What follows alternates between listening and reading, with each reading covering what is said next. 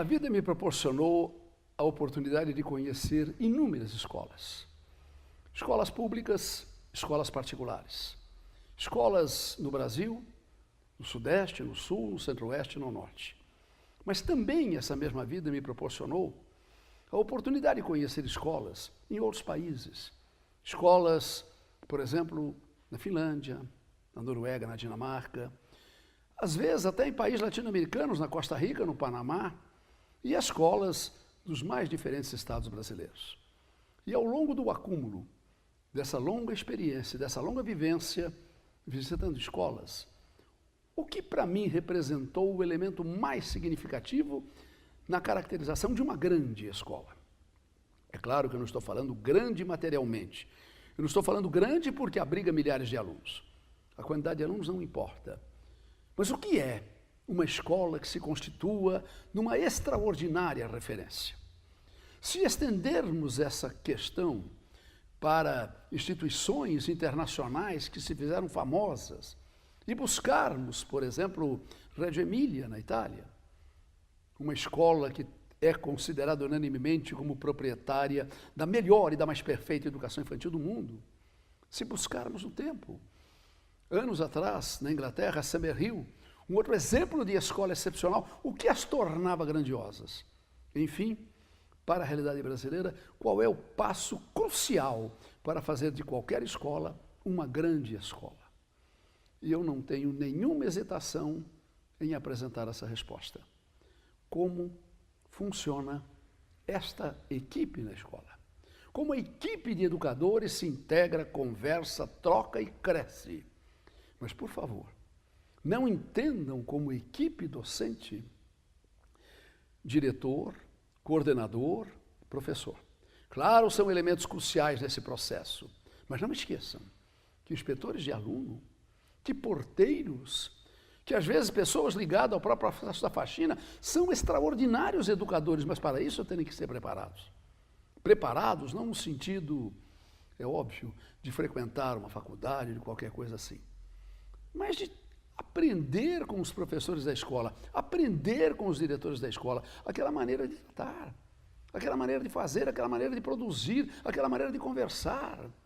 Quantas vezes, naquele pátio oculto sobre a condição de um quase anonimato, porque os professores estão reunidos nas salas de professores, curtindo aquele descanso necessário depois de uma jornada de aula, quantas vezes naquele pátio não estão se processando processos de omissão, processos de exclusão, processos de segregação e até processos de violência, que aquilo de uma certa forma não chega ao conhecimento da escola.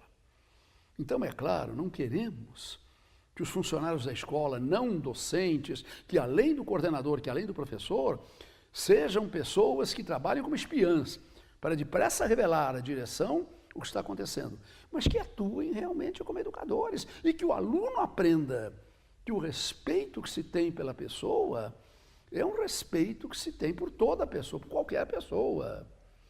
Me lembro que há muito tempo atrás, como diretor de uma escola particular, de nome muito significativo, muito prestigiado em São Paulo, eu fui procurado por uma mãe em desespero, cobrando providências, porque a filha dela, na quinta série, segundo a mãe, teria sido roubada por alguns colegas, supôs ela, da sua caneta de grife. E ela estava indignada, e eu dizia, olha, minha senhora, claro que a escola vai proceder a uma verificação, vai proceder a um levantamento, claro que a escola vai procurar identificar onde houve o problema, mas, por favor, será que é uma maneira correta de se educar esta filha, desde tão cedo, fazê-la trazer uma caneta que se destaca pelo seu alto valor? Será que não se esconde atrás desse procedimento um certo sentido de exibicionismo? Então, veja, trabalhar a equipe docente é trabalhar para aqueles que são os valores tradicionais da escola. Nessa escola se trabalha a inclusão. Nessa escola se trabalha respeito. Nessa escola se trabalha o outro na sua plenitude e, portanto, se trabalha a empatia. E não fazer disso tão somente discursos, mas processos de orientação. Eu nunca pude conceber que em reuniões do corpo docente não estejam presentes funcionários administrativos. Claro que quando o assunto que se discute é o assunto que envolve apenas a docência, isto não é relevante, mas uma reunião de professores não discute apenas a docência. São aspectos comportamentais, são aspectos relacionais, são aspectos de vivência. E aquela criança, que às vezes naquela escola, vê naquele inspetor de aluno muito simples, vê naquele bedel que parece ter uma função relevante, mas é uma condição humana de compreender o sentido do valor, ela cresce de uma maneira muito mais significativa. Portanto, permitir ao professor que tenha acesso a novas maneiras de ensinar, a novas formas de aprender, a novas formas de avaliar, a novas formas de trabalhar conteúdo, permitir que os coordenadores tenham realmente aquele sentido de entrosamento e de formação de uma equipe, é fundamental, é importante. Permitir que a direção não seja uma figura isolada e encastelada num ponto onde o seu mundo relacional com os professores se perca, é muito significativo também, mas de uma certa forma é uma questão que tem que ser discutida. Equipe é equipe. Porque reparem, uma equipe de futebol, uma equipe de vôlei, pode ter aquele atleta que mais brilha, mas nunca a vitória parcial dele. E me lembro que há muito tempo atrás eu participava de uma reunião numa escola, eu fora convidado para proferir uma palestra. Como de hábito, cheguei antes do horário marcado, e a diretora, num ato de gentileza, de cortesia, perguntou se eu não gostaria de participar do fim da reunião da equipe docente, antes de começar a palestra, porque pelo menos aquilo me permitiria já um conhecimento de alguns professores. Eu achei aquela medida muito interessante, aceitei e sentei-me junto a eles, apenas para ouvi-los, apenas para ter um termômetro que me permitisse avaliar o funcionamento daquela equipe na escola. E me lembro que a reunião transcorria com naturalidade, e o local em que eu estava sentado abria diante dos meus olhos uma janela. E como lá embaixo os alunos não estavam em atividade, porque os professores estavam reunidos, jogavam bola, jogavam futebol. E o jogo transcorria e eu, em um momento, olhando para o futebol que lá transcorria, e os meus ouvidos voltados para o contexto da reunião, quando um dos professores se ergueu e disse para os colegas, numa voz peremptória: os alunos dessa escola não sabem obedecer regras. Eu tinha jurado a mim mesmo que eu não iria intervir. Eu era apenas um visitante. Eu estava ali para aguardar aquele momento da minha palestra. Mas eu não pude me conter e achei que poderia dar uma contribuição. E surpreendendo a todos, tomei a palavra, então pela primeira e única vez, e disse: gente, será que eu não estaria incomodando-os muito se os chamassem aqui onde eu estou? Constrangidos, porque era algo inusitado, foram se aproximando. Coloquei-o junto a mim, escancarei a janela que lá estava e disse: o que é que estão sendo lá embaixo? Uma professora se adiantou e disse: não, é como agora não tem aula, porque nós temos reunião, eles estão jogando futebol. Pois é, jogando futebol. E vocês dizem que eles não sabem obedecer regras. Meu Deus, se não sabe obedecer regras, não existe futebol, não existe vôlei, não existe basquete. E repare que o próprio jogo de futebol impõe não apenas a regra, mas a sanção. Isso vale para o vôlei e para qualquer esporte. Se a bola ultrapassa a linha lateral, o jogo para. E a pessoa encarregada de devolvê-la é de um time oposto àquele que para lá atirou. E quando eles começaram a perceber assim, e vocês dizem que os professores não sabem obedecer regras, que os alunos não sabem obedecer regras. Gente, será que as regras que a escola institui foram discutidas com os alunos?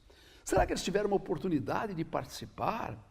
Será que eles tiveram momentos para compreender?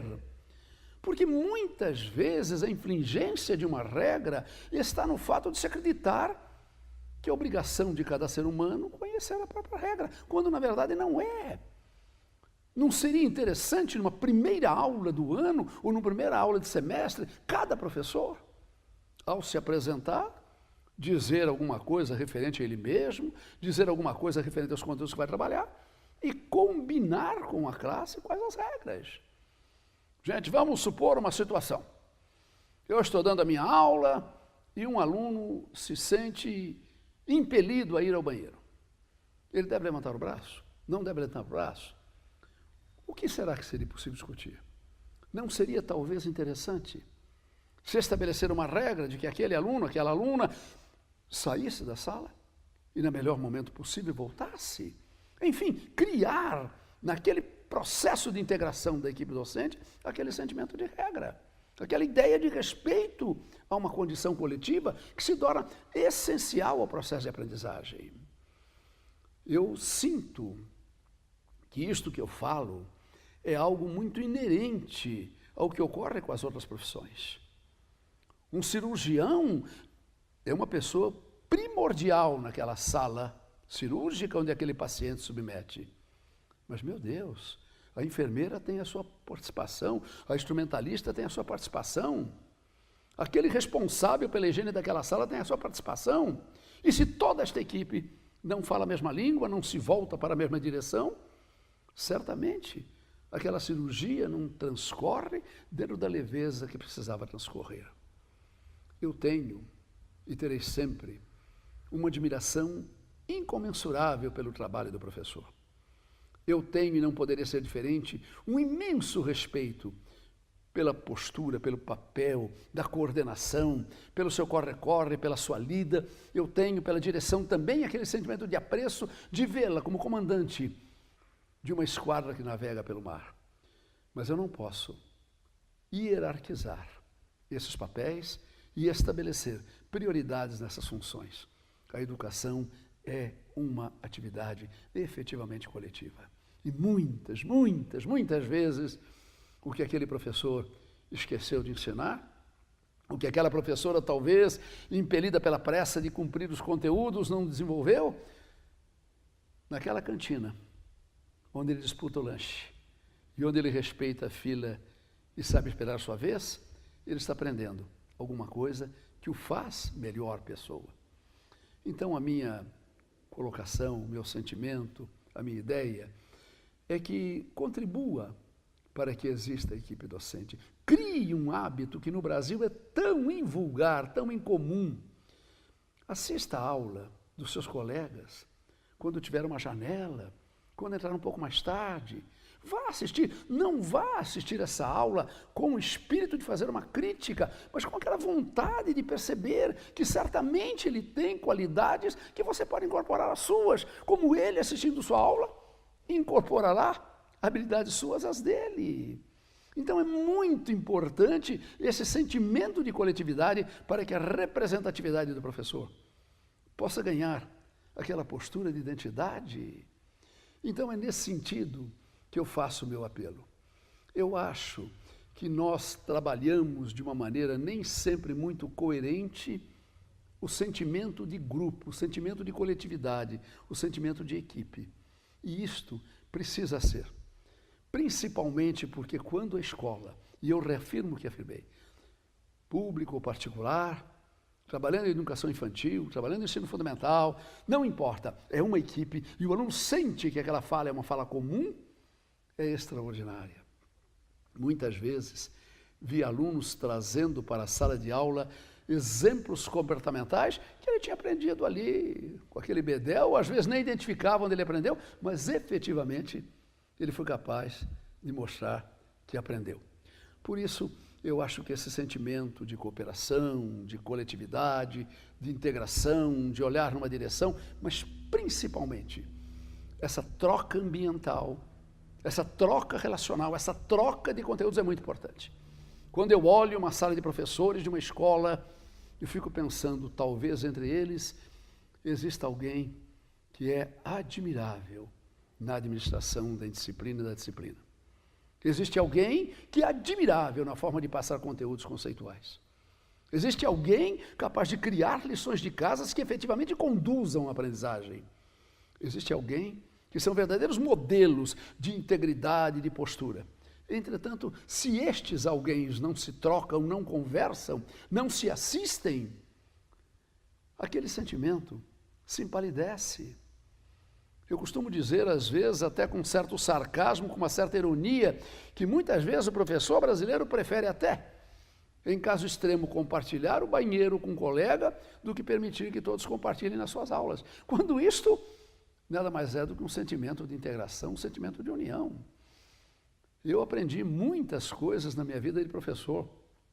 E muitas coisas que eu não aprendi em livros que li, eu não aprendi em palestras que assisti, mas eu aprendi pedindo para os professores para que assistissem a aula. E mesmo mais tarde, como diretor, quantas vezes eu intervinha? Professor Ricardo, o senhor não me leve a mal, professor Ricardo, mas o senhor, eu estava olhando sua grade horária aqui, o senhor tem uma janela na quarta-feira, professor. Será que eu estaria pedindo muito se eu fosse assistir a aula da professora Madalena? Geralmente a resposta era esperada: ora, professor Celso, a minha colega, a professora Madalena, não dá a matéria que eu dou. Ele não dá a matéria que o senhor dá, mas a maneira como ela trabalha conteúdo, avaliação, disciplina, são modelos. O senhor aprenderá. E não se surpreenda se alguém, a meu pedido, for assistir suas aulas, porque nessa troca existe sentimento de grandeza. E para finalizar, os elementos que nesta fala se fez, eu queria concluir com um caso. Eu me lembro que era professor de uma escola de São Paulo.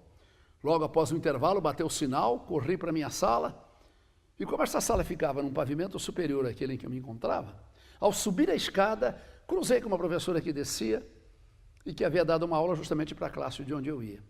Era minha amiga, conhecida, conhecia sua família, conhecia seu marido, jogava bola com ele, e naquele cruzar rápido, eu vi que escorriam lágrimas nos seus olhos. E eu fiquei muito impressionado. E fiquei pensando se não seria um problema familiar.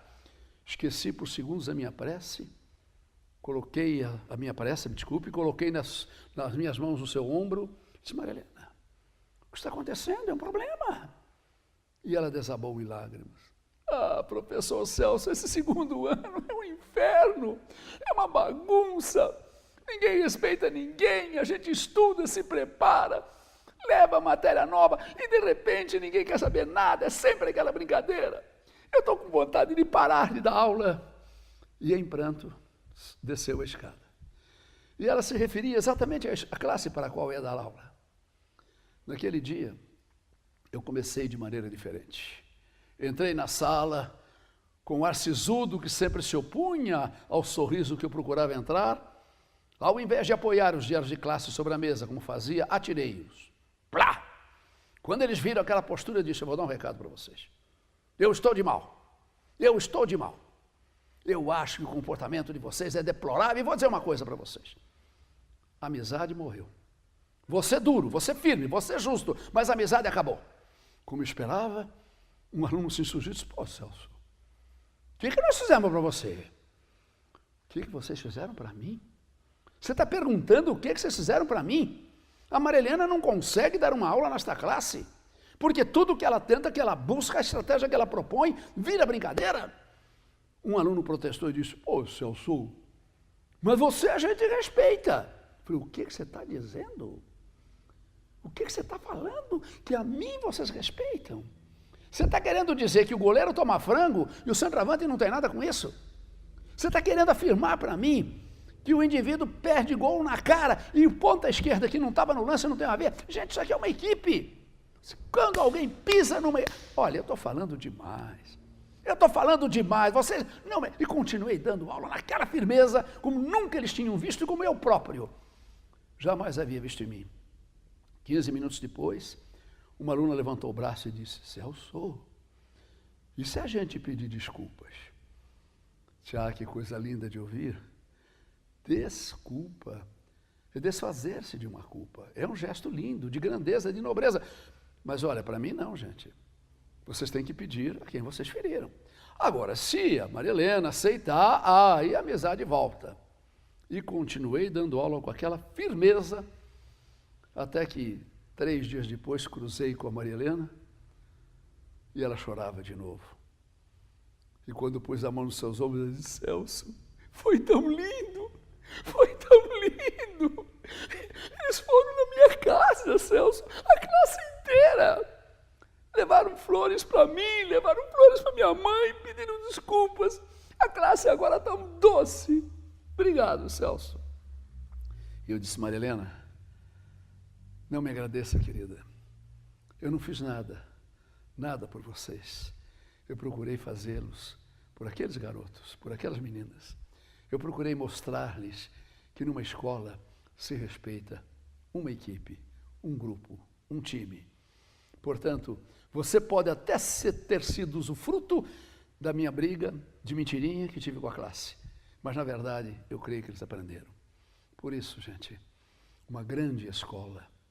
Tenha o número de alunos que tiver, esteja ligado a este ou aquele vínculo, público ou particular, começa e termina com uma grande equipe, uma formidável equipe. Quando eu passo por uma escola numa visita e vejo numa plaquinha isolada, sala dos professores, sala do corpo docente, às vezes eu me pergunto, é realmente a sala de um corpo? Não seria um serpentário? Isto é um cuidado que devemos tomar. Não há uma grande escola sem uma formidável equipe. Portanto, essa busca é imprescindível e eu creio, esse é o bom caminho. Muito obrigado pelo seu carinho, pela sua atenção e por compartilhar com este velho professor tudo quanto existe de grandioso naquela missão de ensinar. Não tenho dúvidas que cada pessoa tem o direito de escolher a profissão. Mas às vezes eu penso, se os verdadeiros professores não são escolhidos por Deus. Muito obrigado.